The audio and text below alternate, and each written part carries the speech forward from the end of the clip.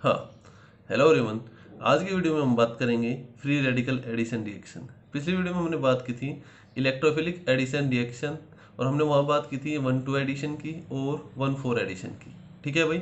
और किस में बात की थी? कॉन्जुगेट डाइन्स में। तो यहाँ बात करेंगे हम कॉन्जुगेट डाइन्स की फ्री रेडिकल एडिशन रिएक्शन कैसे क्या होती हैं, 1,2 एडिशन कैसे होगा, 1,4 एडिशन कैसे होगा। जैसे वहाँ वो रखा था, वहाँ मैकेनिज्म लिखे थे 1,2 1,4 के, यहाँ भी 1,2 1,4 के मैकेनिज्म लिखेंगे। ठीक है भाई।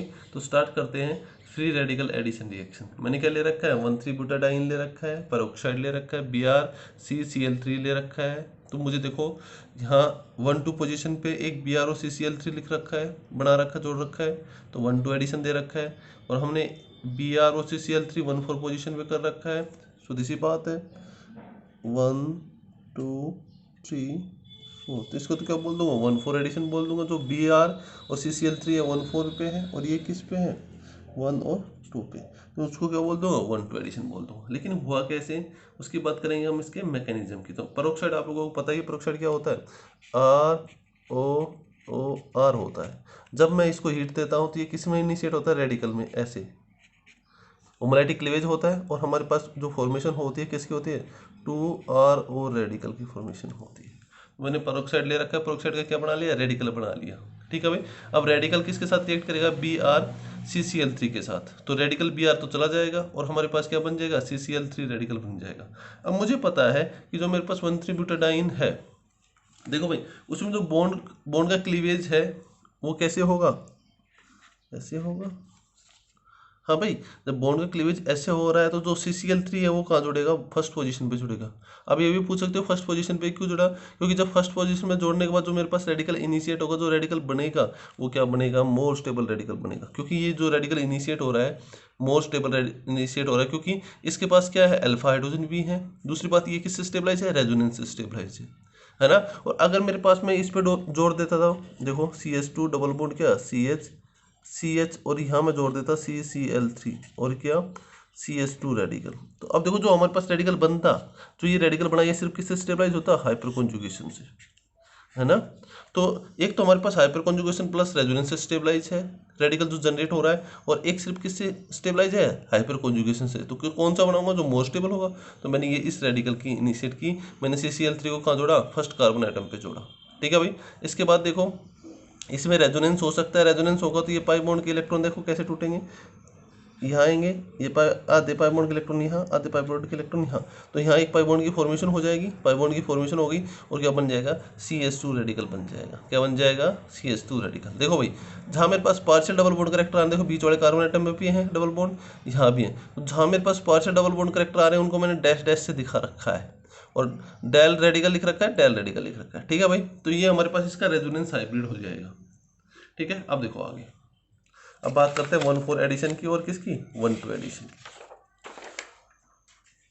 देखो भाई, हमारे पास वही रेजोनेंस हाइब्रिड है उसका, और हमारे पास क्या है? BrCCl3 है। अगर मैं 1,2 एडिशन करूंगा तो मुझे पता है कहाँ जुड़ेगा? यहाँ जुड़ेगा। क्या जुड़ेगा? Br जुड़ेगा। और 1,4 की बात करूँ तो यहाँ Br जुड़ेगा। ठीक है। 1,2 एडिशन में कर रहा हूँ तो यहाँ Br जुड़ गया, CCl3 जुड़ गया, और माइनस क्या बाहर चला गया? CCl3 रेडिकल बाहर चला गया। और ये किस में काम जाएगा? दोबारा से चेन प्रोसेस में पार्टिसिपेट करेगा और दोबारा से रिएक्शन कराएगा। ठीक है। ऐसे यहाँ अगर मैं यहाँ जोड़ता हूँ तो मुझे पता है मेरे हमारे पास बाहर क्या निकलेगा?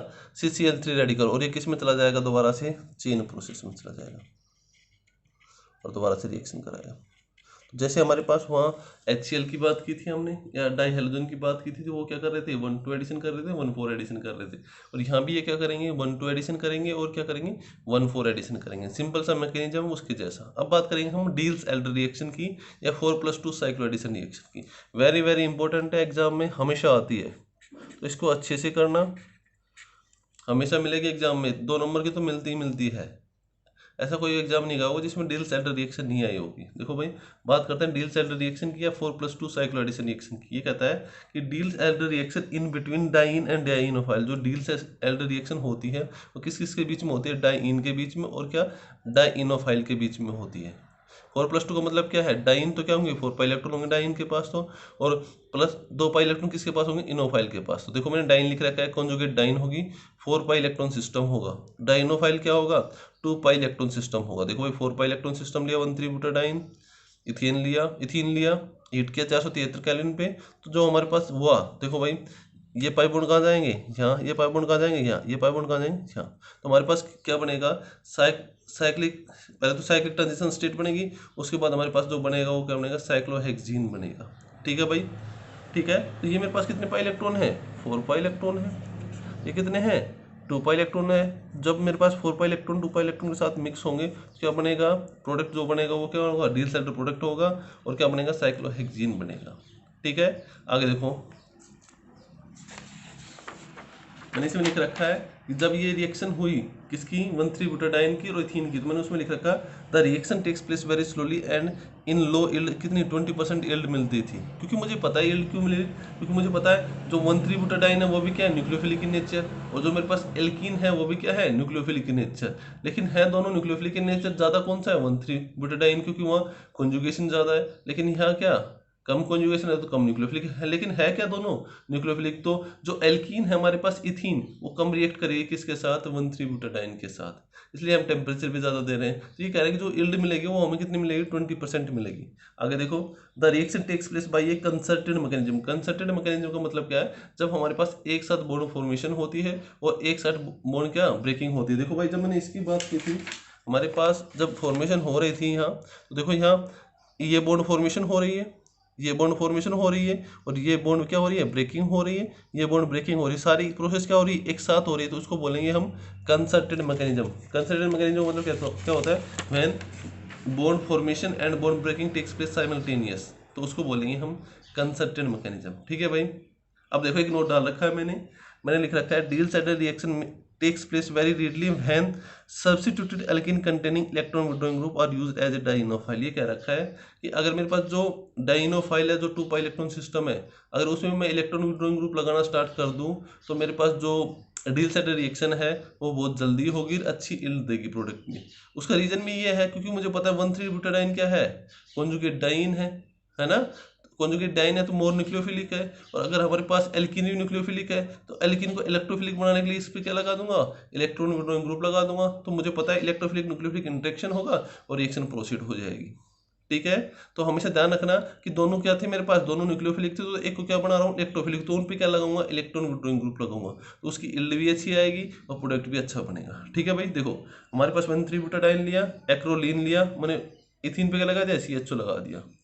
अब देखो मेरे पास, अब इसकी इलेक्ट्रोफिलिसिटी बढ़ गई, इसकी न्यूक्लियोफिलिसिटी है ही, ये यहाँ जाएगा, ये यहाँ, ये यहाँ, हमारे पास 6 मेंबर ट्रांजिशन, पहले क्या बीच में क्या बनेगी, 6 मेंबर ट्रांजिशन स्टेट बनेगी, और क्या बनेगा, कंसर्टेड मैकेनिज्म से होगा, फिर हमारे पास प्रोडक्ट की फॉर्मेशन हो जाएगी। ठीक है भाई, यहाँ CHO लगाते हैं, CHO लगा, लेकिन बन तो हमारे पास क्या रहा था, वहाँ साइक्लोहेक्सीन ही तो बन रहा था।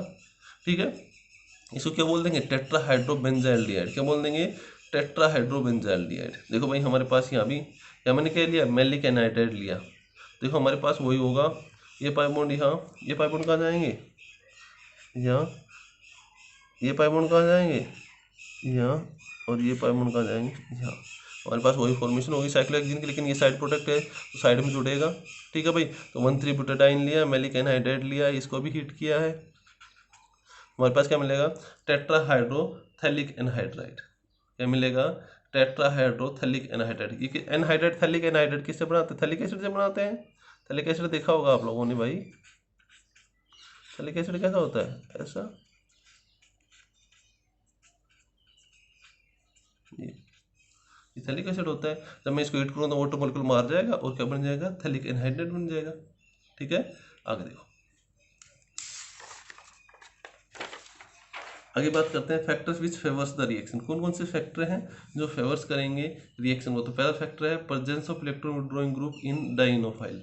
हाँ सही बात है, मुझे पता है कि 1,3-ब्यूटाडाइन क्या है मेरे पास, अगर मेरे पास 1,3-ब्यूटाडाइन क्या है, न्यूक्लियोफाइल है, क्योंकि मोर न्यूक्लियोफिलिक है, क्योंकि उसके पास कॉन्जुगेशन है, और पाई बॉन्ड है, तो जो एल्कीन होती है वो क्या होती है हमारे पास, मोर न्यूक्लियोफिलिक होती है। तो जो हमारे पास डाइनोफाइल भी अगर कार्बन कार्बन डबल बॉन्ड है तो न्यूक्लियोफाइल है, तो उसमें मैं क्या लगाना स्टार्ट कर दूंगा, इलेक्ट्रॉन विड्रॉइंग ग्रुप लगा दूंगा, जिससे क्या उनकी इलेक्ट्रोफिलिसिटी न्यूक्लियोफिलिसिटी कम हो जाएगी, थोड़ी बहुत इलेक्ट्रोफिलिसिटी बढ़ जाएगी, जिससे जो 1,3-ब्यूटाडाइन है कॉन्जुगेट डाइन, उसके साथ रिएक्शन होगी किसकी, डाइनोफाइल की। तो कॉन्जुगेट डाइन तो क्या हो जाएगी, न्यूक्लियोफाइल, और जो हमारे पास डाइनोफाइल है वो क्या हो जाएगा, इलेक्ट्रोफाइल। तो मैंने लिख भी रखा है, presence of electron withdrawing group in a dienophile, reactivity of dienophile increases as towards the diene. दोबारा देखो, इसमें लिखा है presence of electron withdrawing group increases in dienophile. जब जब मैं प्रेजेंस बढ़ाऊंगा इलेक्ट्रॉन विड्रॉइंग ग्रुप की in dienophile, reactivity of dienophile increase towards diene. ठीक है भाई, अगर ऐसी वही बात है, अगर प्रेजेंस ऑफ ईआरजी ग्रुप किस में बढ़ाता हूँ,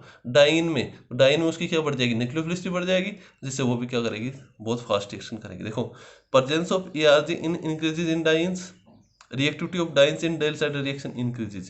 देखो भाई, ये अल्काइल ग्रुप क्या है, इलेक्ट्रॉन लीजिंग ग्रुप है, अल्काइल ग्रुप क्या है, इलेक्ट्रॉन लीजिंग ग्रुप है। सबसे ज्यादा रिएक्टिविटी किसकी, इसकी, फिर किसकी, इसकी, फिर किसकी, इसकी। ये क्वेश्चन आया हुआ है कि 3-4 को देगा, डाइन देगा, और वो पूछेगा कि डील साइड रिएक्शन में सबसे ज्यादा रिएक्टिविटी किसकी है, जिसके पास मोर इलेक्ट्रॉन लीजिंग ग्रुप होंगे।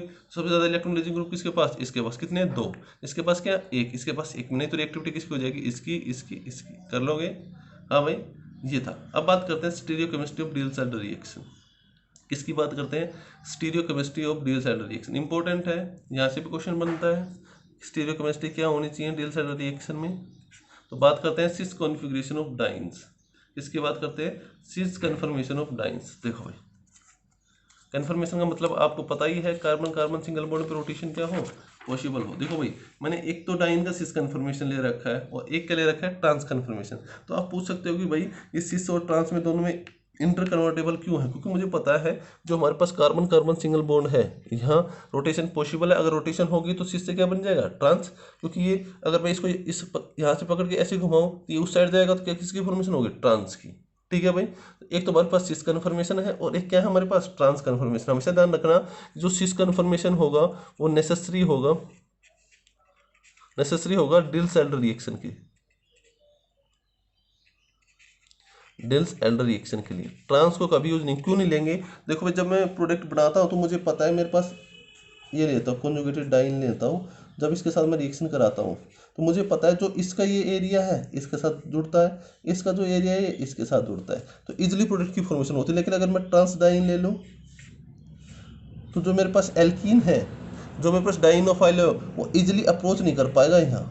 इजिली अप्रोच यहाँ तो हो जाएगी लेकिन यहाँ अप्रोच नहीं हो पाएगी, जिससे किस में, ट्रांस में तो रिएक्शन होगी नहीं, किस में होगी रिएक्शन, सिस में रिएक्शन होगी।